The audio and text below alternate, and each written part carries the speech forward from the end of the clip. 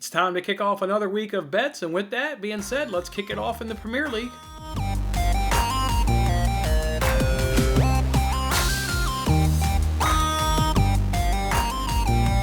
Hey, what's going on, everybody? It's Jason Mattis with Winning Bets. Thanks for hanging out with me on this episode, the Monday edition here of Winning Bets. We're giving out free sports picks every single day. I'm really thankful that you guys are kicking off your week with me. I want to apologize for the show coming out a little bit later today. Childcare got ruined today due to COVID-related issues, so everything in life seems that nowadays you got to be flexible and on your toes, and childcare is no different. So that's why today's show's coming out a little bit different. Unsure if tomorrow's show will be delayed as well for the same reason, so it could be around generally the same time slot, or it could be back to its normal resumed time. So just won't really know until a little bit later on in the evening as far as tomorrow's show, and obviously headed on into the rest of the week. But that's what we've got going on. Let's go ahead and make sure we take the time. We always want to make sure we recap last week. And let's just start off with NASCAR. I mean, when we talk about recapping the weekend, let's just go right to where it was good, baby. And we remain really on fire at NASCAR. We went 2-1 on NASCAR. Now we're 9-3 on the season. But yesterday was a 2-1 day and plus 0.82 units. On the NASCAR day, we took Chris Buescher over Bubba Wallace. We continue to fade Bubba Wallace, and that has been profitable. He's still not a very good driver, even in a better car with better resources. You know, he wants to blame Richard Petty Motorsports last season. Well, you know, he's not having much better luck this season. He's still running into bad luck. Yesterday he had issues with his car. Ended up being 5 laps down at one point. I think he finished 5 laps down as well. And then as well, he's just not, one of the top drivers. So we'll look to maybe possibly continue to fade Bubba Wallace only if the matchup's right. We're not going to force it. If the matchup's right, we'll look to fade Bubba Wallace again next week. We also took Kyle Larson over Denny Hamlin. Kyle Larson was your race winner, so he obviously got that victory over Denny Hamlin. Denny Hamlin had a nice race, but not as good as the race winner, Kyle Larson. So there we go. A lone trip up today was Reddick over Austin Dillon. Reddick just couldn't reproduce what he had going on in Stage 3 last week at Homestead when he was one of the fastest cars on the racetrack. Thought maybe in a similar track he would be able to, take the ending of Stage 3 and really put it on the whole racetrack there at Las Vegas. But that was something he was unable to do. It wasn't a very good performance from him yesterday, and Austin Dillon got the victory up over him. So again, 2-1 on the NASCAR day, plus 0.82 units. And that brings us our total to now we're 9-3 on the season in NASCAR and plus 4.13 units on the season in NASCAR. Otherwise, this weekend was much of the same. Much of the same of kind of the bad luck, that I've been running into. I took Arsenal in over under 4.5, and they give up a dumb goal, a dumb goal by Granit Xhaka. He's just not picking up his head, not seeing Chris Wood. Although in fairness, he should know where Chris Wood was. I mean, he's the one that dropped back to receive the pass from the goalkeeper, so he knows Chris Wood's there. Just a bad, dumb play on his decision, to switch it to that part of the field. Obviously bounces off Chris Wood's, sternum side area and deflects into the goal. So that's unreal. Didn't get a penalty in that game, or got a penalty, but VAR took the penalty away. So I don't know what the hell is going on in VAR. If you bet soccer, you pretty much got to be, on board with VAR. Either helping you or screwing you, because you definitely have no idea which way VAR is going to go. The decision making. Even look back at that City game, when we took them in under 4.5 and we got the Gabriel Jesus decision to go against us. Part of the frustration with that is they just ruled about an hour ago Laporte's goal was offsides. You got the same officials ruling an hour later that Gabriel Jesus wasn't offsides and his goal should stand. So, boy, the inconsistency in VAR is absolutely maddening. But, yeah, you got to be on board with it if you're going to bet soccer. We were obviously on the short end of the stick there in that Arsenal game. Got some bad luck also in the Tottenham game. Took them in the first half money line. If you actually look up, they've had the third most points if you look at first half results. This has been a first half team. Then you don't know what you're getting in the second half, right? They're going to be the team that continues on the gas against Burnley and trots out to a 4-0 victory, or the team that plays midweek against Fulham and just squeaks out a 1-0 victory. That's what I was nervous about. So that's why I took the first half line, because they've been a strong first half team, and they give up a goal in injury time in the 47th minute, to sink that bet. So that's what I'm talking about. Just the weekend was more of the same, just kind of bad luck. We did lose Brighton. Leicester took over them to have shots on target, lost that bet. And then I did bet City United. I took City to get a clean sheet in that game, and yeah, obviously we all know how that unfolded. United showed up and put in a good performance. Thankfully for me as a fan and a supporter of that club, but not so much as a bettor. So that sucked. So yeah, so down on the week. Obviously down on the week. We're 9-17 on the week and down down 10.17 units. Sorry, down 10.17 units. Still on the season now. That brings us to 175 to 177.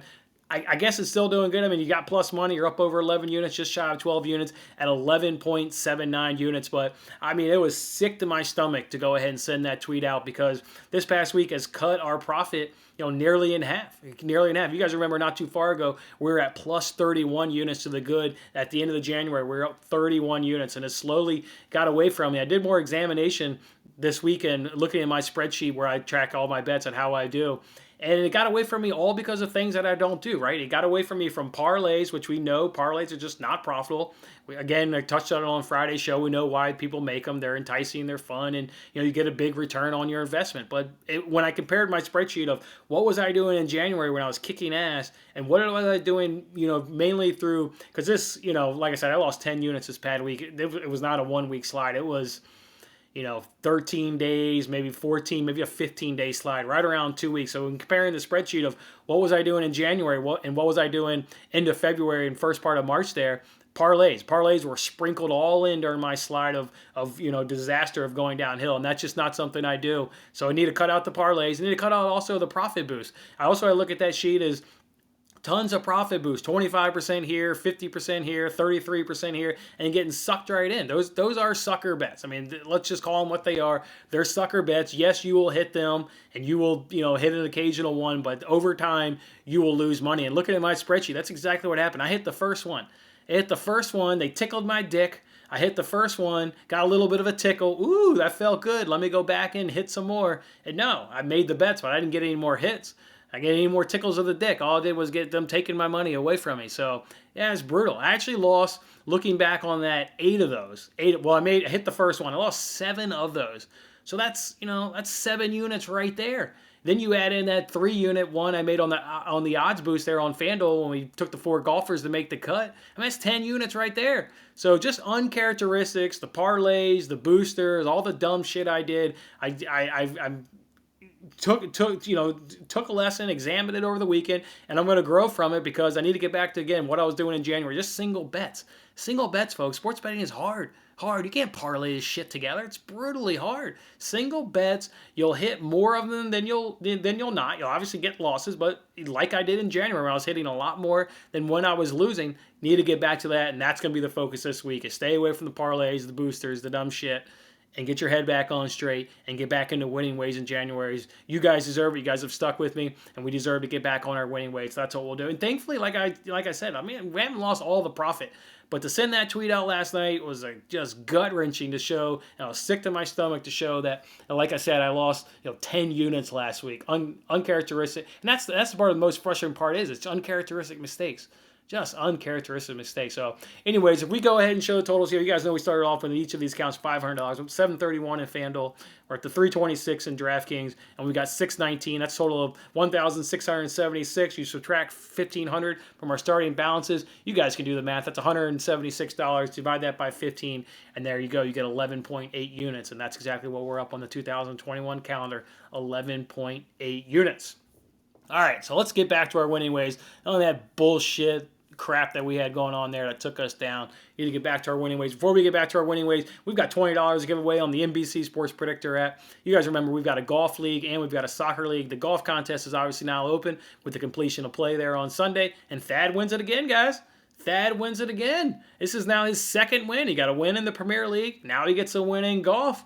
Boy, who's going to take the title there from Thad? You guys going to let him win for the 3rd straight week? Because I believe he won last week, if I'm recalling correctly. Gets a week, obviously, and now gets a win now this past week. I think he's on a 2-game winning streak now of winning one of these 2 leagues. So congratulations to Thad there with 85 points. You can see I settled in right there about 55 points, and can't show the whole board because I can only fit with so much there on one screenshot. But yeah, so congratulations to Thad. I've obviously already got your information. I will, at some point after doing this editing, what have you, I'll just go ahead and drop you the $20. I've got all your information, obviously. So yeah, congratulations, Thad. Keep it going, man. Keep it going, and hopefully one of these other competitors will step up and knock you off your perch, so to speak.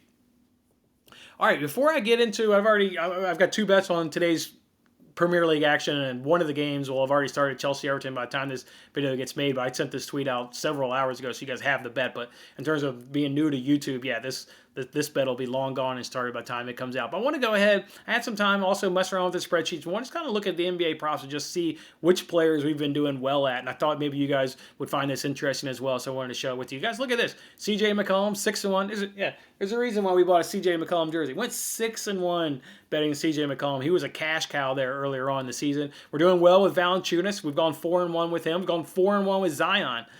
He's done really well from us. And his seem to be like kind of easy winners. I know we hit 28 points. We needed 27.5. But, boy, this seems like Zion gets there relatively easy. Jokic has been there for us, 6-4, 3-0 for Capella, 2-0 for Gordon Hayward, 2-0 for KCP, and 2-0 for LeBron. If we go ahead and flip that over to the other side, who's been kind of, taking our money, Sabonis, he could easily be 3-3. We know he's got one of the worst beats we've ever had in all of sports betting. So he could easily be 3-3. But Randall, he's been close. And I know he's been close on one of them. I think the other two he hasn't been close on. But I remember one of them he was close on because I believe it was January. Because I was running on the treadmill at the gym. And I think it was maybe like MLK Day. Because it was some weird thing where like they were playing early in the afternoon. So it may have been back in mid-January on MLK Day. And he missed it by 1 point. So Randall's been close. Cat is the one I look at this list. And I got to touch Cat on for it. We've put 3 bets in on Cat. And I don't recall him being close on either one of those. So he's not a player that I look to depend on. But I just wanted to show you guys these. These are, not necessarily saying guys we're going to ride, not necessarily saying guys I'm going to fade, but I found this data kind of interesting, so I want to share it to you. But I do feel like I will play Zion maybe a little bit more in the second half, just because we've been 4-1 with him. He's been relatively easy cashes, and Cat, I ain't no part of Cat. Won't be touching him going forward. So, anyways, found that interesting. I want to share it with you guys. Otherwise, as for the 2 bets we got going on in the Premier League, here's a tweet I sent out. We made the 1 bet on Friday with West Ham. So we got West Ham money line at plus 110.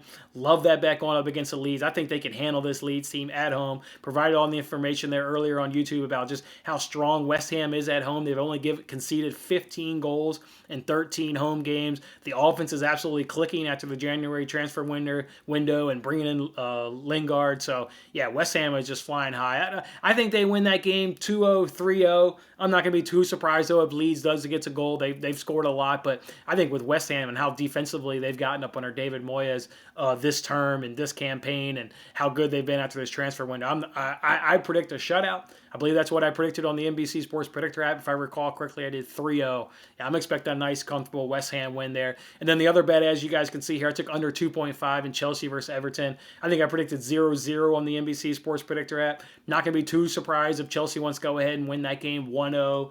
And if they're up 1-0, maybe they get a late goal as Everton's, pushing for an equalizer, and maybe Chelsea wins the game 2-0. But either way, with the way both of these clubs are playing defensively, Chelsea's only given up 2 goals in 10 games up under the new manager, and Everton's on 3 straight clean sheets. I definitely see this one being low scoring, so I like that game to fall up under 2.5 goals. So that's what we're rolling with today. We're rolling with those 2 Champions League, getting back to the basics, single bets, none of this crazy shit. We're going to get back to our profitable ways. We need it, and you guys deserve it. So let's start off with 2 bets in the Premier League. Hope we can get both of these suckers to cash. And then on tomorrow's show, Champions League is back in on action this week. So tomorrow's show will be focusing on the Champions League. We'll see if we can't pick out a couple bets that we love and then go ahead and bet the Champions League action on tomorrow.